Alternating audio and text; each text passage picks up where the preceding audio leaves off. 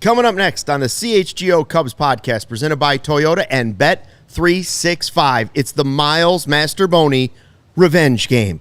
It was brutal. The Cubs wrap up a disappointing homestand at Wrigley Field, and get out your jorts. They're going to St. Louis. CHGO Cubs next.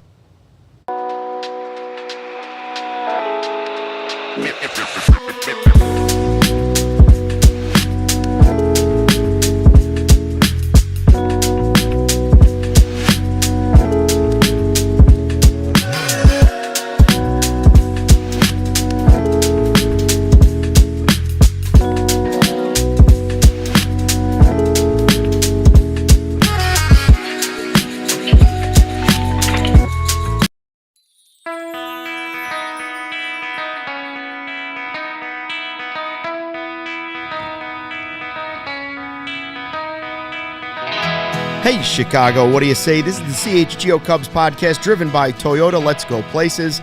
And Bet365. Whatever the moment, it's never ordinary. Use the code CHGO365 at signup. Cubs lose 14-6 to the Mariners.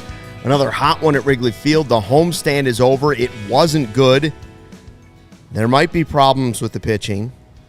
There might be help coming for the pitching. And I ask you, Cody Delmendo, after this rough homestand, we'll talk about all that. We'll talk about Sammy. We'll talk about the series. I ask you, as we start this podcast today, here on the new CHGO Cubs YouTube channel, which everybody should go out and subscribe to, tell a friend, tell a neighbor, tell a total stranger. I ask you, what would be more difficult today? Standing in all leather out in the sun for 3 hours, or watching this game? Because both were disappointing. Probably standing in all leather. Yeah, I would think. I think that. I think an all leather outfit would be very difficult. Despite how brutal this game was, I think that still would be worse. Because at least tomorrow you got a fighting chance, and still tomorrow we're going to wake up and the Cubs will be in first place. So look at the positivity. See how we've changed over the years. Well, I could start with the negative. Shall we start with the negative? I think the first segment should be donated or dedicated. I should not donate. I mean, let's be real. We've been pretty positive this year, and we deserve to be positive. Yeah, They're one of the best teams in the National League in terms of the record. But, yeah, this weekend was disappointing. I wouldn't say the homestand was a complete disappointment. Like, it would have been nice to go 6-3. If they would have won this game, they would have gone 6-3. It was supposed to be a 10-game homestand. Because of the rain out, it turned into a 9-game homestand, whatever. So you technically split with the Brewers. Who knows if they play that game and they win the series, like, do we feel different, whatever. This is they had a winning homestand, I believe. What, 5-4? That's what it was, 5-4? Yeah. But so coming off that road trip, I was just like, this is time to make a little hay. Right. And they did against the Pirates. Yeah. The Brewers are the Brewers. They're always going to be tough. And the Mariners, I think that they're not great, but they're not bad. They're a competitive team. They're like, if you have to go, to me, it's like having to go play, I keep wanting to say the Nationals or someone like that. But I think they're better than that too. So they're mid. They have been the Mariners had been struggling. They were leading their division for a while, and they were struggling. And the bats broke out for them this weekend. And I give a lot of credit to the wind, while also the just Cubs pitching not being good. My big negative from this weekend series for me is the defense wasn't good. The defense wasn't good again today. That's my biggest negative, and then. Or not, it's probably my second biggest negative, but my overarching negative is more just of how much I've pushed down on the fact that the Cubs just don't generate enough whiffs. They don't generate enough whiffs. They had 3 strikeouts today. And on a day like today, or a day like yesterday, or a day like Friday, with those conditions that they played in, man, like, you could have the best defense in baseball, but if you are going to give Cal Raleigh an opportunity to make contact, bad things are going to happen. Maybe not every time, but sometimes. And it happened every single day this weekend. And Donovan Solano and the Canzone or whatever? Calzone, I think it is. Like, they had 3 strikeouts today. They do not generate enough whiffs. that's been something that I've said even when the pitching was pitching well and in late April and all of May and honestly most of June up until this weekend. You know what I mean? Like they do not generate enough whiffs, and when the wind's blowing out like that, and you're giving guys who are good hitters like Cal Raleigh an opportunity, you're going to be put in a situation where bad things can happen, and so, a winning homestand. It's not you would like to go on 6-3 on this homestand. That's my short-term negative. My big negative is just the overarching thing pointing out about this team. The flaw is that they don't generate enough whiffs. They just don't in the starting rotation at all. Colin Ray does not generate whiffs. He was good the first couple months of the year because wind's blowing in. And I will give him credit. I think he generated a lot of ground balls. He didn't generate a lot of ground balls today. Objectively, he hasn't been very good over the last, I would say, probably his last 5 to 7 starts. He hasn't been very good. And that's his situation is a side topic to just this entire weekend. But this weekend honestly just emphasize even more why they need to go get a frontline starter. Yes. They probably need to get a depth piece. They need to get a high leverage bullpen arm that can get more whiffs too, even though I think in the bullpen they do have more whiffs than they have had in previous years, but they need another one. And the pitching has been good enough to get them to this point. But at the end of the day, if this team, when you look big picture, if this team is going to make do any damage in October, they need to get more swing and miss. They just simply do. So. And we'll talk about the possibilities with Shota coming back and some of those things in a bit. I do want to be fair though, and if the Cubs in the offseason are going to tell us that the offense was held back by the wind blowing in, then I don't want to hear that this was a couple of games given to the Mariners because the wind was blowing out. Yeah. Okay, because it's happening for both teams. Can I just jump in? Yeah, Sean. Sox also play in Chicago. I think the wind's been blowing in a ton on the south side. I think that's been probably the biggest issue for us. Every game almost. Maybe it's just a wind issue in Chicago. That's probably it. Well, it's why we are the Windy City. Not at all, but okay. Largely, we've done a lot of complaining about this. The wind has been blowing in most of the season. Sure. I would say that weekend series when the Diamondbacks came to Wrigley in April, we saw a lot of runs then. Cubs won that series somehow. And then just this week, even one of those games against the Brewers, the wind was blowing out. So I feel like a lot of the home stands that they've had up to this point in the season, the wind has been blowing in. The wind blew out this weekend, and the Cubs did score a bunch of runs. Scored 10 yesterday, scored 6 today. What'd they score? 4 on Friday. They scored 7 against the Brewers on Thursday. So I don't know if this is a theory or a hypothesis yet, but you threw out the idea that Counsell wearing a jersey could be bad vibes. That I'm not a fan of it. He's got to wear the light hoodie cut sleeve, short sleeve shirt. Yes, like that with the hood. I don't know what that's technically called, but I'm not a fan of Counsell coming out. What's it called? Jacket. Shacket. A shacket. A jacket. JACKET. No, it does. It's not a jacket. It's a shirt jacket. A shacket. It's a hoodie. It's a hoodie with short sleeves. So it's a hoodie with the jacket, short with the sleeves cut off. The sleeves aren't even cut off. Okay, but I said this sarcastic over there, and I would love to know the record of the Cubs whenever Counsell wears the jersey. I would love to know the record. I'm not a fan of Counsell wearing the jersey. He's got to wear the hoodie or whatever. It's real easy to sit here and look at this game and say, well, Colin Ray lost the game 5 1/3, 11 hits, 7 earned runs, 4 home runs, and obviously not good. Yeah. But also remember that he's pretty much been exactly what he was expected to be for this team this season. An emergency starter. He had a really nice stretch coming in when he first got here.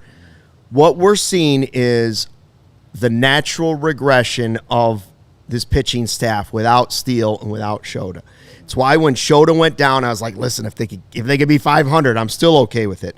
They're above that right now, but you're starting to see we had great numbers from the pitching staff, and slowly but surely the wear and tear of more games in more days, guys regressing back to their normal numbers, all of those things are starting to slowly happen. And like you said, we're starting to see it's as clear as day now. If Jed didn't see it before, he's got to see it now. They need pitching. Well, and he knew that before this weekend. Agreed. Yeah. Shouldn't be a surprise to him. Yeah. Maybe it makes him want to do it sooner rather than later. Shota comes back. I mean, Donovan Solano had 3 hits, 2 homers, and 5 RBI in this game. Yeah. And I know we've had our Reese McGuire game, and we almost had another one. We had to label it that today. Yeah. But the Donovan Solano game for them is probably one they won't forget either. Yeah. Mastroboni, 3 for 4, a walk. Miles Mastroboni, couple revenge game. Score, yeah. Okay. What? Colin Ray. I'm looking at his Baseball Savant right now. Okay. If you know anything about Baseball Savant, or if you don't know anything about Baseball Savant, blue is bad, red is good. The only thing red on Colin Ray's Baseball Savant is walk rate, so he doesn't walk guys, and his extension, which is 69th percentile. Nice. But everything else is blue. Expected ERA, 12th percentile. Expected batting average, 8th percentile. At 292, by the way. Fastball velocity, 38th percentile. It's about average to poor to average, whatever. Chase rate, 29th percentile. Doesn't get a lot of chase. Whiff rate, 18th percentile. Doesn't get a lot of whiffs. K rate, 24th percentile. Doesn't get a lot of strikeouts in general. The entire team today had 3, right? And then hard hit percentage, 29th percentile. Ground ball rate, 28th percentile. He's not getting, for the season, even with all the good starts that he had, for the season, he has somehow, some way gotten by. He has helped the Cubs get by. That he had a couple really bad starts, and then I think he had one against the Nationals where I felt like the defense really saved him. And then it just, to me, the last month for him has just, it's been what I expected Colin Ray to be. Yeah. I think I've said this to people. I don't know if I've said it on the show, but I've said this to people at 120 Club or just walk around this office talking to whoever on social media. But Colin Ray to me is a poor man's, or if not a poor man's, a same version of Javier Assad. They both eat innings. They don't generate a lot of whiffs. But if you can keep the ball on the ground somehow, some way, generate a lot of weak contact, you can give the team a chance to win. But that to me is what Colin Ray is. He pitched 107 innings for the Brewers last year, and he had good appearances. We as Cubs fans witnessed a lot of them, unfortunately, and he had a lot of bad appearances. What you're saying about how much he makes, and when you look at he's making $5 million this year, has he basically already given you that value? Yes. They're going to need him to find a way to pitch more innings this year and be better than what he was today and what he's honestly been over the last month. But it depends on the role, though. When they signed him, I thought he would be a guy who would spot start and be a guy who is doing what Chris Flexen is doing for them right now. Council said when they went, right after they first had to use him as a starter, they're like, listen, he's the guy that you hope you never have to use as a starter this season, but you know you will have to use as a starter this season. So that's it's not like a damning description of the guy. It's just the reality of who he is. So don't be surprised he had a start where he gave up 4 homers. Right. So my point overall, though, is that Colin Ray is, you could basically say he's regressed. You can say that the wind didn't help him today. That's for sure. Or the defense. Or the defense. Seiya dropping that ball forced him to throw more pitches that inning, right? But hopefully by August, Colin Ray is in the bullpen and is basically doing the Chris Flexen role. That is what we as fans should hope, because that is where his most value is. Or someone who spot starts, I could see him being twirled in with Ben Brown and Cade Horton, as the season goes along. But he's not a guy that I have felt confident in every 5th day for the last 2.5 months. All right, I see Sean's got something he wants to say in a second. We're going to get to that after the break. Plus, a look at what did happen that was very positive today. But first, a word from our great sponsors here at CHGO.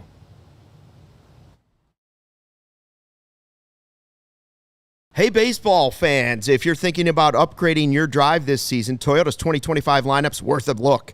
There's the RAV4, versatile, reliable, and ready for adventure. Grand Highlander, plenty of room, super comfortable, great for families.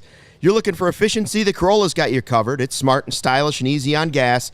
And if you're looking for that tough truck, how about the Tacoma? Serious durability. And finally, the Camry, sleek and packed with performance. Summer starts here, so visit your local dealer and find yours today. Check out the full lineup at Toyota.com and stop by your local Chicagoland Toyota dealership. Toyota, let's go places. Great time to be a CHGO diehard, and make sure you sign up and upgrade your fandom today. Get access to our exclusive written content, a free t-shirt, plenty of discounts on the merch and events, plus our CHGO Discord lounge. Go to allchgo.com for the latest information on how you can join all the sickos and diehards already in our clan. We can't wait to connect with you on an even greater level.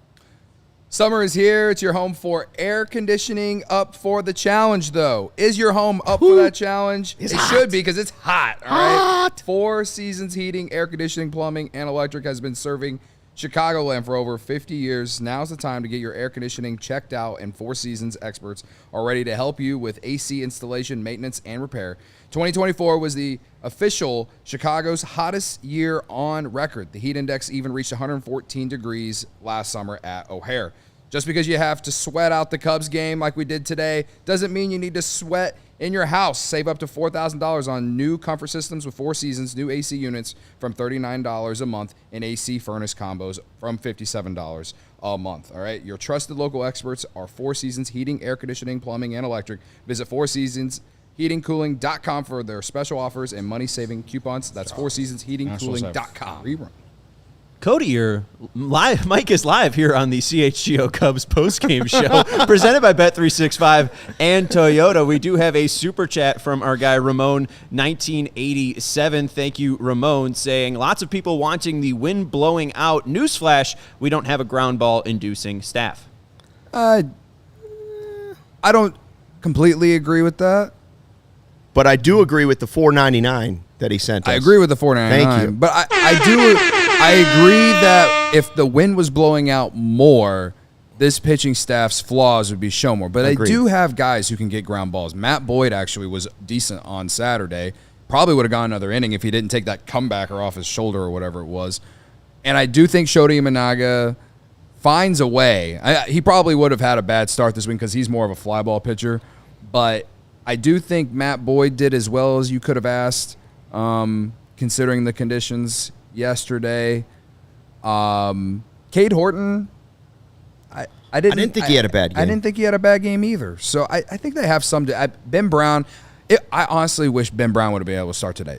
The matchup for today was awful for the Cubs because I listed all those things about Colin Ray on his Baseball Savant. Mm-hmm. You look at Logan Gilbert, reminder, on Baseball Savant, if you don't know what any of it means, blue is bad, red is good. Okay, red's good. Luke, look at this. How many blue is there? He's got a lot of red. Exactly. He generates whiffs, 98th percentile whiffs, 100 percentile K percentage. He's an ace. Hard hit percentage is around league average, right? Like expected ERA about 2.33.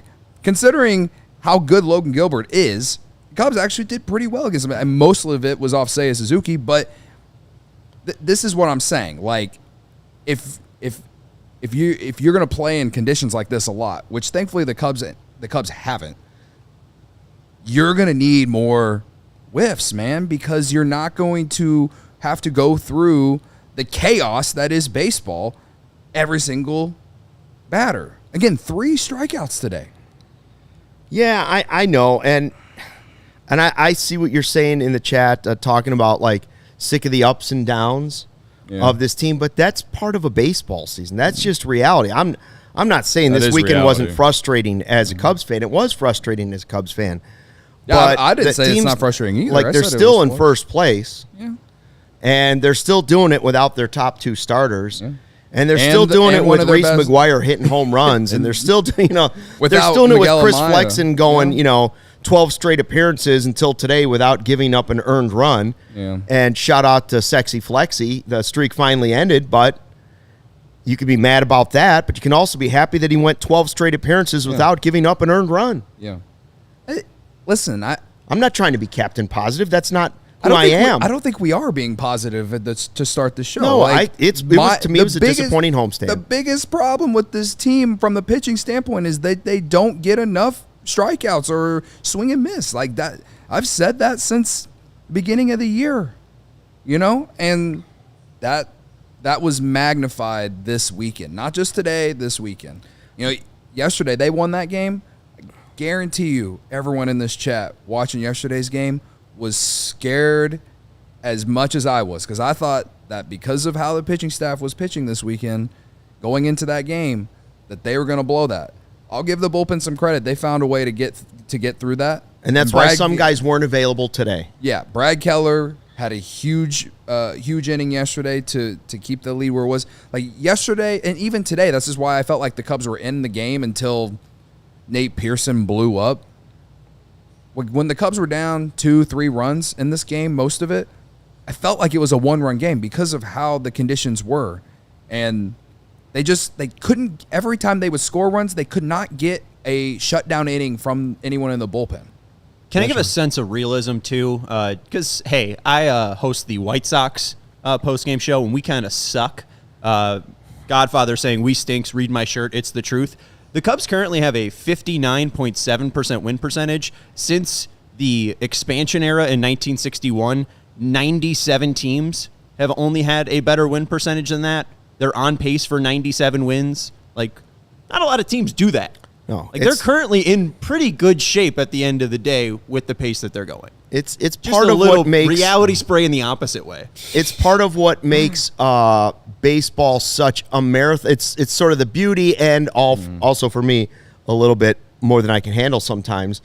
The games can be long, the season can be long, and you got to be able to zoom out and look at it. While we all look at every day and live and die with it, we also have to be able to zoom out and look at the real picture of what they're dealing with on a roster. Niren said it in the live YouTube chat. He's one of our regulars here on the new CHGO Cubs YouTube channel. Tell a friend, tell a neighbor, tell a stranger to subscribe and like. He said, listen, the fringe guys have done more than they've been expected to do. Now it's Jed's job to go out and refine the roster here at the trade deadline when it comes down to it. And that's the stretch of the season we're going into. How much are they going to push their chips in on this season? How much do they believe in what they've built here leading up to the month of July? Do they believe in it, or do they sort of believe in it? Right now, you have you're at least one of the three best teams in the National League.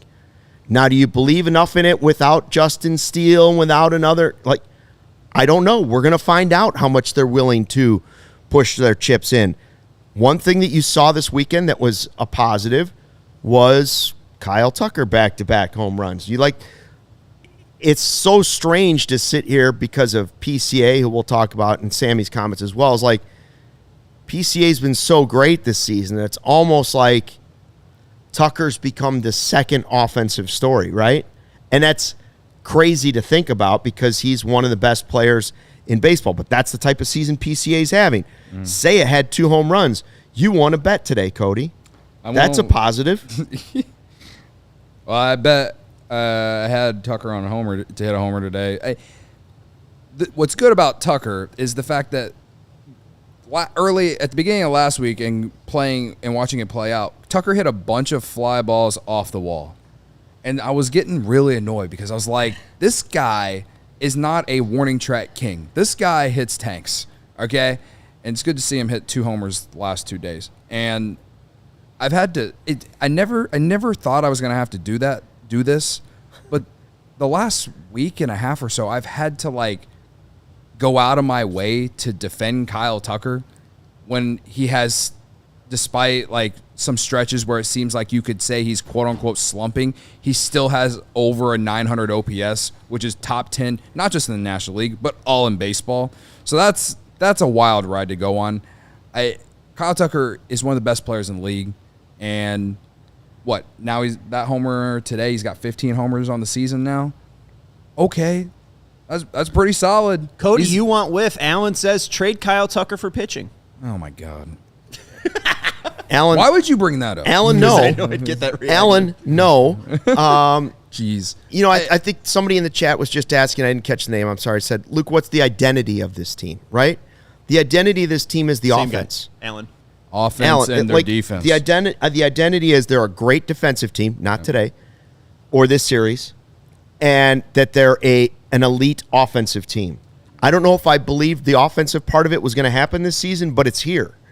And a good portion of it is PCA, a good portion of it is Kyle Tucker. Yeah. Seiya's having a terrific season offensively. And some of the guys that people want to complain about, we'll talk about him later, Ian Happ, are going to get back to their numbers. Yeah. And you're going to see it. So that's the identity. The other identity of the team is they are a few arms short, and we're going to find out if Jed Hoyer's going to go get him or not. Right? He's going to go get him. But isn't it that simple? Is he going to get the right guys? Is he going to get the right guys? That's the question. But and is how he many, going to do them? Yes. And to what level he's going to go get some. Will he push his chips in? Is he going to go get mid-level guys that will help get them through this? And if the offense is good enough, they can win. Or is he going to go push chips in and try to get a Chris Sale and someone else? Well, Chris Sale's out for 2 months. We'll see. Right. I doubt that he's on the market now. But I still would acquire him if I could. I mean, I guess his value would be super low now. But anyways, that's another discussion. To me, the identity of this team is that they're a great defensive team, and they've overall been a really good offensive team, and that's it. The pitching, I don't think the pitching is this bad. I don't think the pitching is as good as it was in May either, though. No. I think they're just like in the middle of the pack. If you were to rank all the teams, not just like players, like one or two players, I'm talking about just team ERA, all those things, I would lean to believe that the Cubs are in the middle of the pack. Like that is where I would believe. I know the bullpen was like top 5 in ERA like a week ago. It sure as heck ain't now after this weekend, right? But I think we've gotten the extremes on both the good and the bad sides of pitching for this team. Bullpen, first 2 weeks of the year was trash. It was better from mid-April to, honestly, up until this week, or this weekend, right? Starting pitching, I want to say the starting pitching overall has just been pretty steady, but this weekend or just this week wasn't that good. Mm-hmm. You know, I think that we've gotten more of like what they truly are throughout the year than we've gotten like the extreme negative or positive. You know what I mean? Yeah. And when it comes to October, you're going to need one or two of the three facets of the game to like kind of be the extreme good if you're going to have success, I think.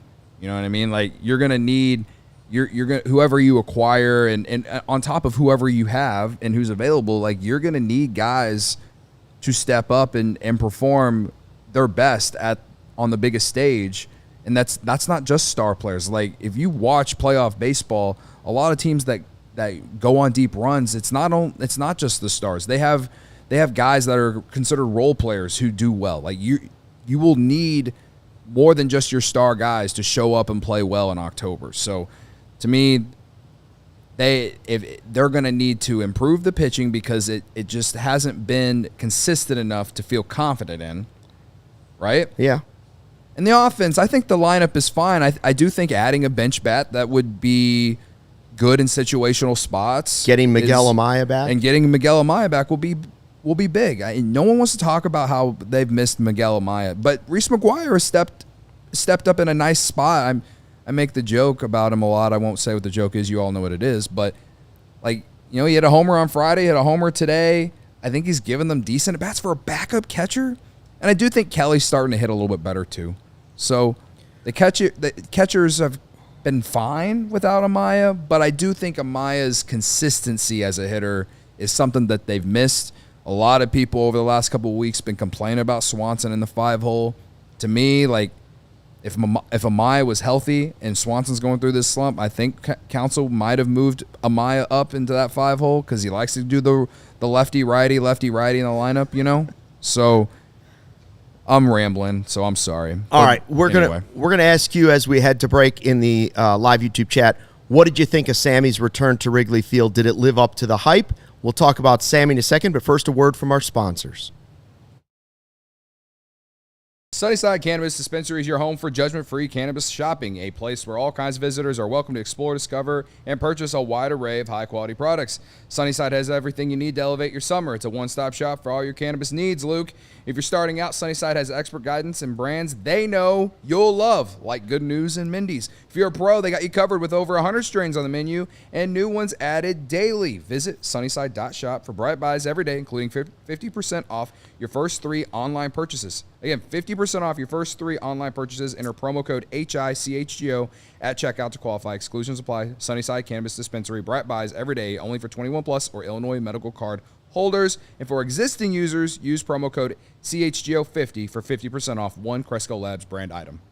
All right, let's talk about your next weekend escape, or maybe your big night out coming up. Potawatomi Casino Hotel in Milwaukee has everything you need in one spot. We're talking about thousands of the latest slots and table games. Ready to refuel? They've got a ton of amazing restaurants and bars to choose from. Whether you're feeling fancy or just want a quick bite, they've got you covered. You don't even have to leave the property. You can stay in their luxury hotel, steps away from what many call the Midwest's best sports book. Heading to a ball game this summer? Stay right there at the Potawatomi. Hit the sports book, then head to the game. It's all right there. Super convenient in Milwaukee's area. Got a full lineup coming up of concerts and festivals and sports, you name it. Potawatomi Casino Hotel in Milwaukee.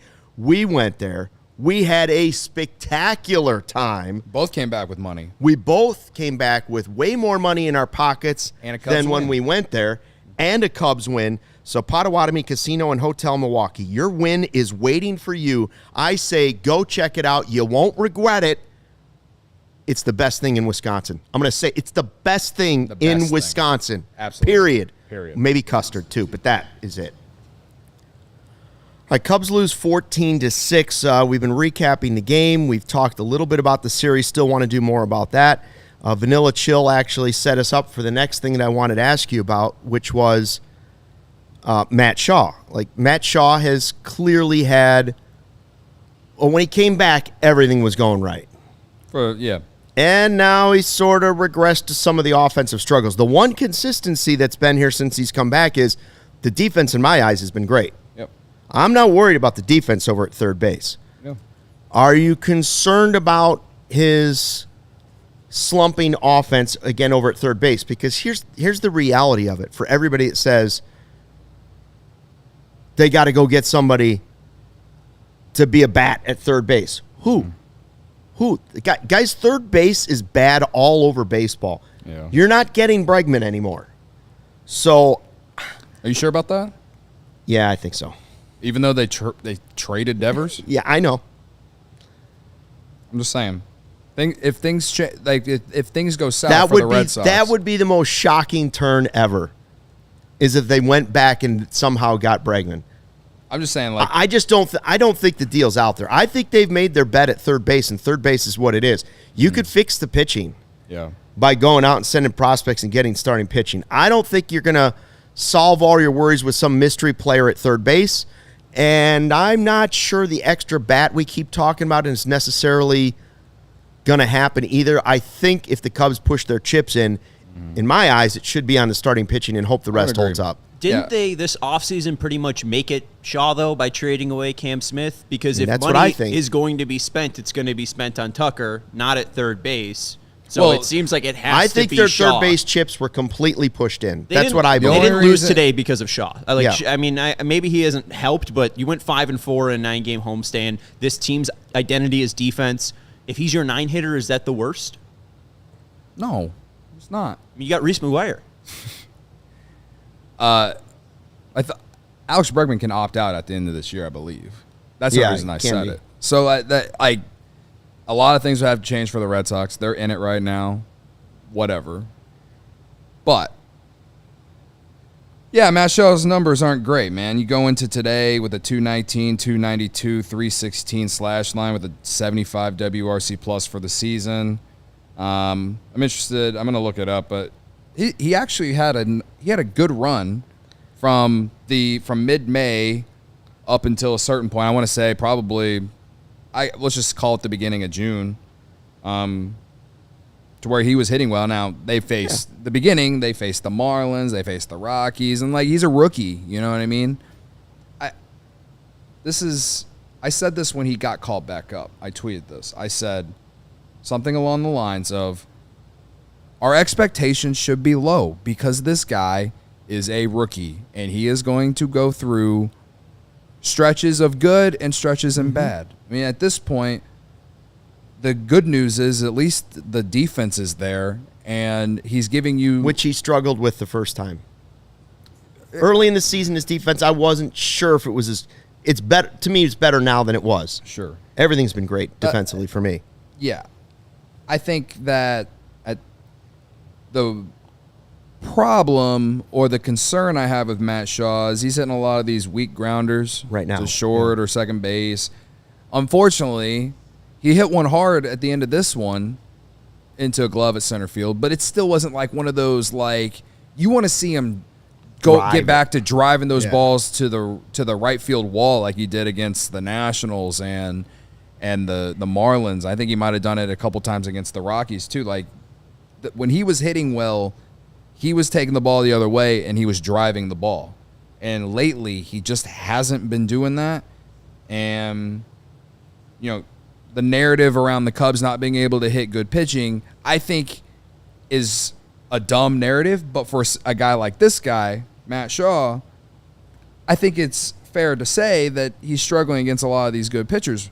But that's something we should expect. Yeah. You know, I don't want to relitigate the offseason. You're not going to be perfect at every position. And if you did this or do that, but, like, there were a lot of people who said that we should just roll with Matt Shaw and, like, let him go through those ups and downs. And I'm that guy. Listen, like, me and Luke both sat here and said that they should try and get Bregman. And I think a large majority of fans in turn wanted them to get Bregman too. But if you choose to go this route, which the Cubs did, yes, you have to be able to just ride the roller coaster of this situation. And so all I'm saying is that we have to continue to just deal with that. By not going all in on Bregman and finishing third or whatever it was, fourth, maybe even in the sweepstakes, sounds like they had the third best offer. They pushed their chips in on Shaw, and now you have to live with trying to thread the needle of a rookie trying to play third base on a team while you're trying to go and win a World Series. That's the reality of it. And so I don't think you're finding the answer there. Now, another thing that happened in this series, as I said on Twitter, was, boy, it's a rough time to be an Ian Happ hater. A lot of people hate Ian Happ. I know it happens, but he's now hit 8 of his 11 home runs in like 2 weeks. He's coming back. We haven't had the hot streak from Happ. Happ's starting to bounce back. That's what you can start to. Shaw's offense has disappeared. Now Happ's offense is starting to come back. I like what I see from Ian Happ. And for all the people that don't want him in the leadoff spot, I still say he's the leadoff guy too. Yeah. For me. I want to talk about Ian Happ, but let me just state Shaw. You let me state these numbers about Shaw. Okay. All right. From May 19th to June 5th, that was going to Washington to play a Nationals. So right before they went to Detroit. All right. That's 59 plate appearances. Matt Shaw /327, 373 with a 436 slug with a 131 WRC plus. All right, that's really good. Like I said, he did really well when he first came back. Right. So when you look at from the Tigers series to yesterday, Fangraphs hasn't updated the numbers to today, but if you change that from the Tigers series to now. So from June 6th through yesterday, 143, 182, 262 with a 22 of WRC plus. Had to face Screwball, had to face Flaherty, had to face Skeens, had to face a couple like Freddie Peralta on the Brewers, Gilbert today. That doesn't include these numbers, but he didn't do much. I think Gilbert was good, too. He had a hit today, but, you know, like the point, you had to face the Phillies, had to face Zach Wheeler. You had to face a lot of really good pitchers. For someone like him, I think it's fair to have concern, but I also think it's fair to say that you need to continue to ride it out and see what you can get out of him. But at the same time, like, you need better. You're gonna need better than this. So hopefully he gets going against St. Louis this week. And just to add to Shaw too, 117 balls in play. Only 22 of them have been 95 miles per hour or harder, and every single month his average exit velocity is 82 miles per hour. Vanilla Chill says the very weak contact is what concerns me, just not really impacting the ball at all. Yeah, and I think that those first couple weeks where he came back that I just mentioned, his BABIP or batting average on balls in play was above league average. So he was the luck factor was in the good way for him a little bit too. Currently his BABIP is 161, but I don't think that is crazy, because if you just watch him take at bats right now, he's not hitting the ball hard. So I think, like with a lot of rookie players, those guys will have two week hot stretches, and they'll have 2 week bad stretches, and you got Houston, you got St. Louis this coming week. I think it's a good opportunity to go on the road and see if you can turn it around. Hopefully that line drive that I mentioned earlier, a few minutes ago, maybe that's a sign of good things to come.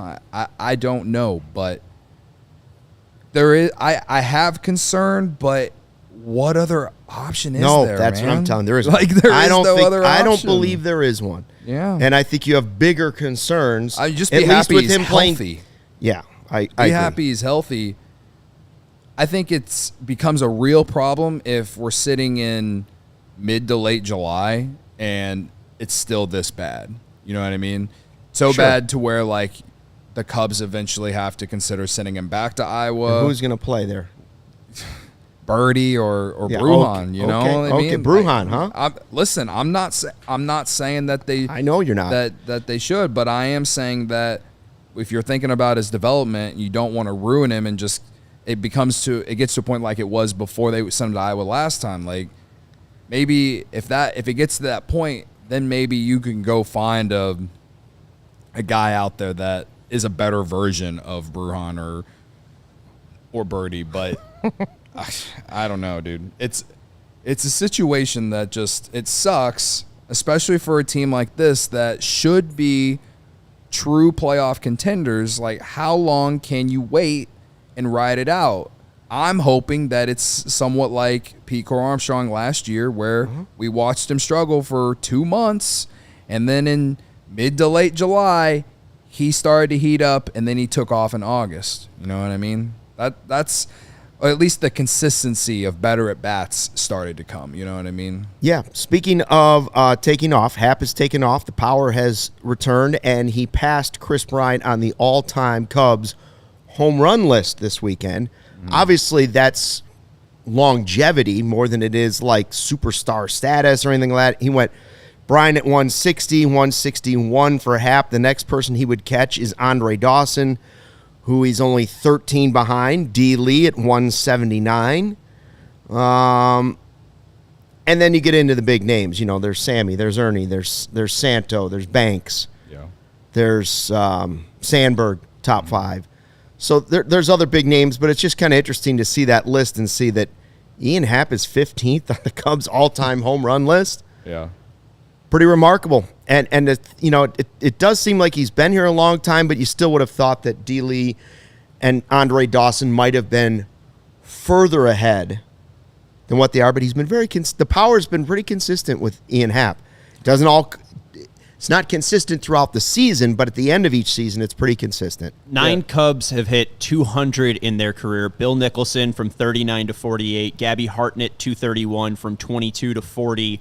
Aram hit 239 from 2003 to 2011.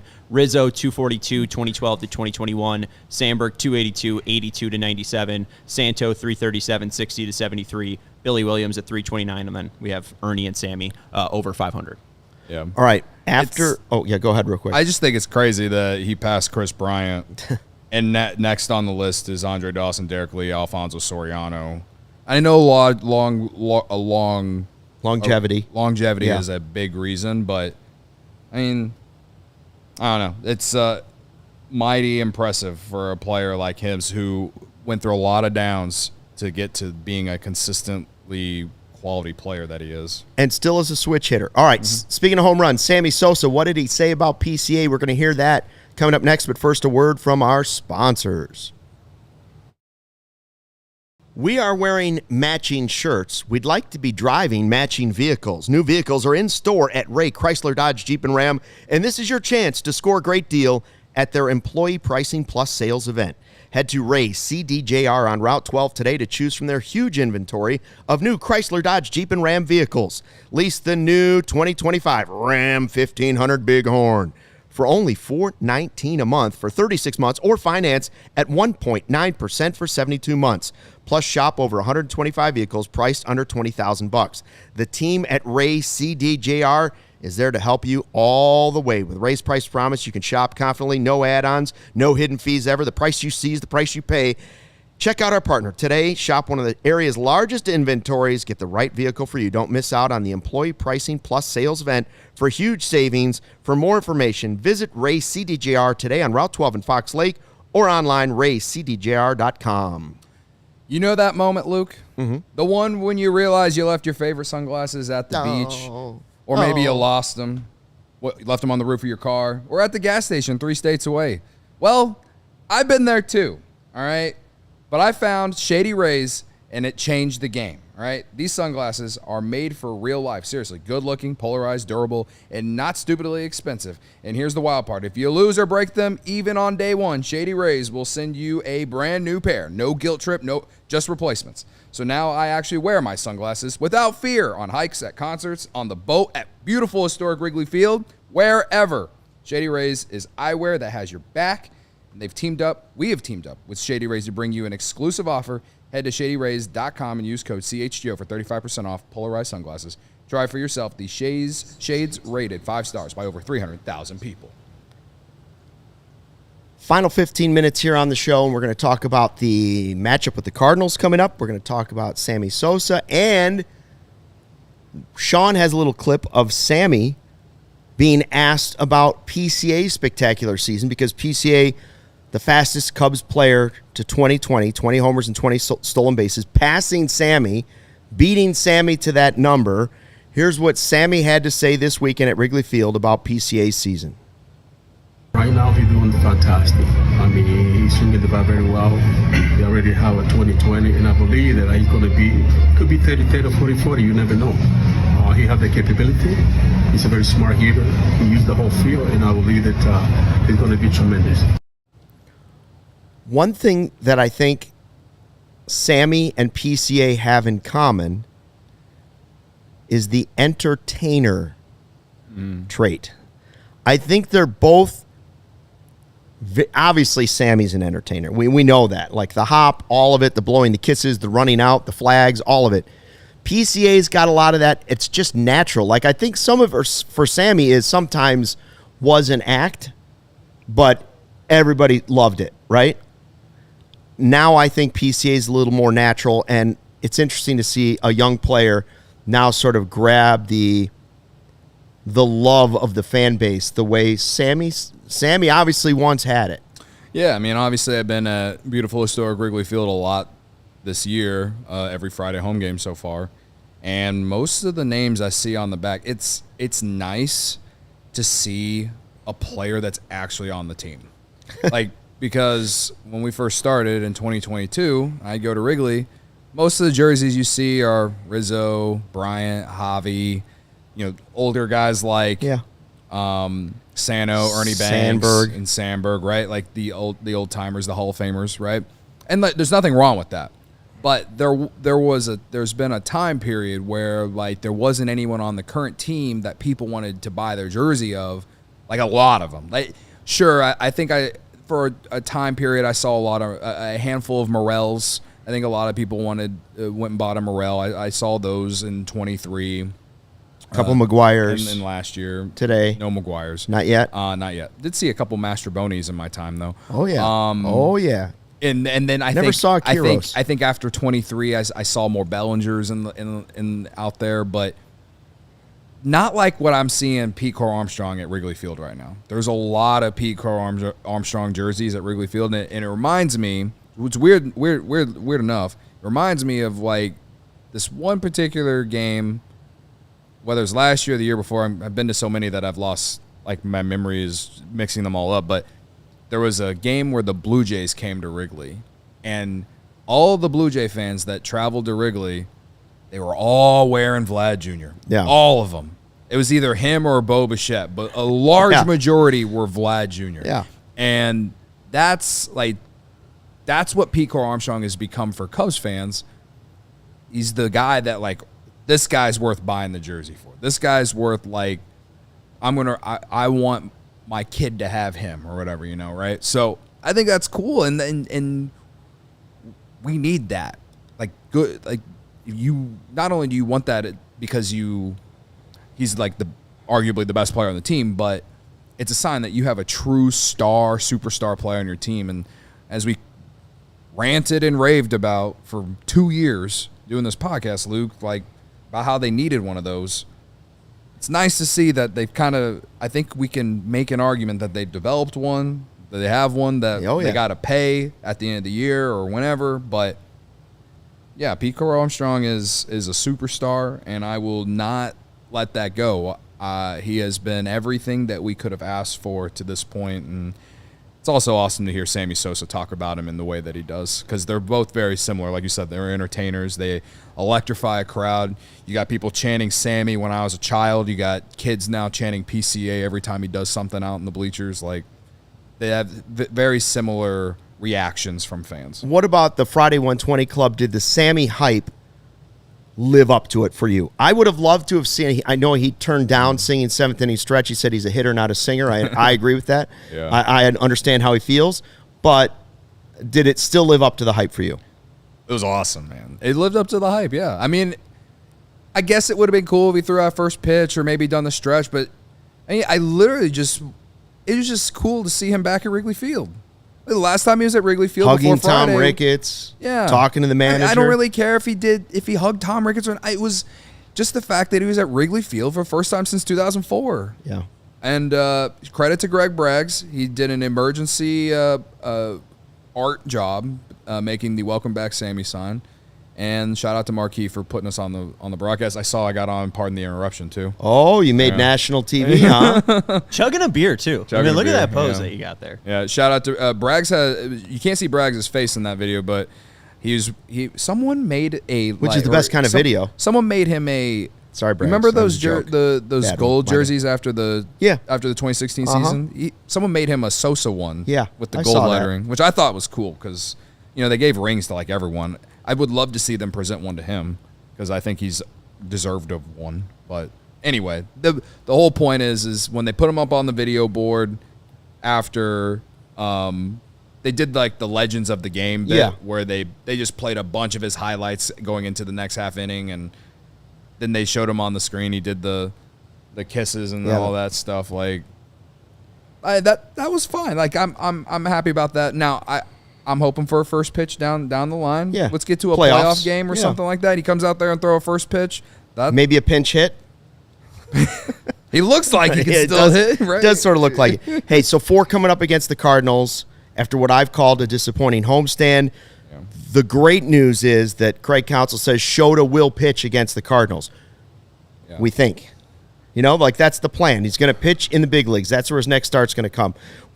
Wednesday or Thursday, probably the most likely. I think it's an opportunity where you could take this now, and you're worrying about guys with innings and pitching and yada, yada. Maybe you push everybody back, and you just slide Shota in there. 5 days rest for him would be on Thursday, and then you could push everybody back from there. We'll see what happens. What do you expect for the series, and what do you expect for Shota when we finally get him? I mean, I'm still not a believer in St. Louis, but it doesn't really matter. Like records and all that don't matter when these two teams get together. They battle it out. I expect there to be some agonizing, annoying loss to them because of some, let's just call someone that like I don't know him at the top of my head right now. That will probably be the reason they lose a game or something. But I think St. Louis, they've kind of, like they had a hot stretch and then they went 4.5 out now, right? Because they both lost. Yeah, they 4.5? both lost. Milwaukee won, so they're 3.5 back. So I think St. Louis stays at 4.5. The Cardinals they're fine, but they'll play tough, and they know that these games matter because they don't play. Each team doesn't play each other as many times, and this is their opportunity to kind of close the gap. And I think the Cubs need to at least split this series. I would love for them to go to St. Louis and win 3 or 4, absolutely, especially after the weekend that we just got. But I think at the bare minimum, I would like a split. I think he would stay at 4.5 against them.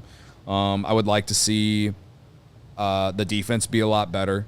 I saw someone's comment in there earlier about PCA's defense on Saturday, and listen, I'm not going to say that he doesn't deserve any criticism. It was an incredibly tough day trying to read the wind or whatever that day. I'm not making an excuse. We put him at a higher standard that really, truthfully, like to me, it really doesn't matter. Like he's got to catch some of those balls. So I'm looking for a bounce back series from Pete. I know Pete hit a homer on Saturday, which it didn't end up mattering because they won. If he would have hit it or not, they still would have won.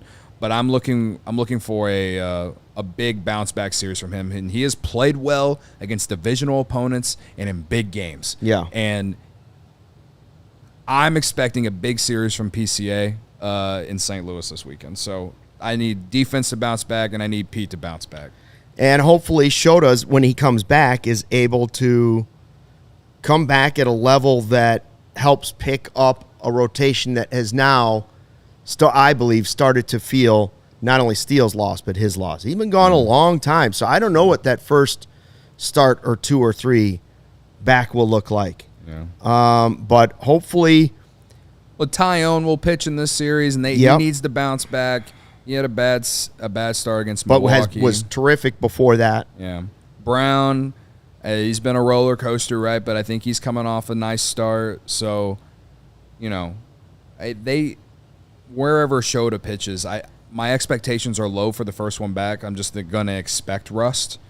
So, whatever. But it just be nice to get him in there. I am interested to see if they go 6-man or just take someone out. If they take someone out, I'm taking Colin Ray out of the rotation. If that's what they decide to do. That's what I would do too. I don't think Ben Brown has the swing and miss that you talked about at the very top of the show. Yeah. Ben Brown's got a lot of things that he's still working on. Yeah. Consistency is one of them. Another pitch is one of them. But he has a swing and miss that some of the other guys in the rotation don't have. I don't think you could take him out.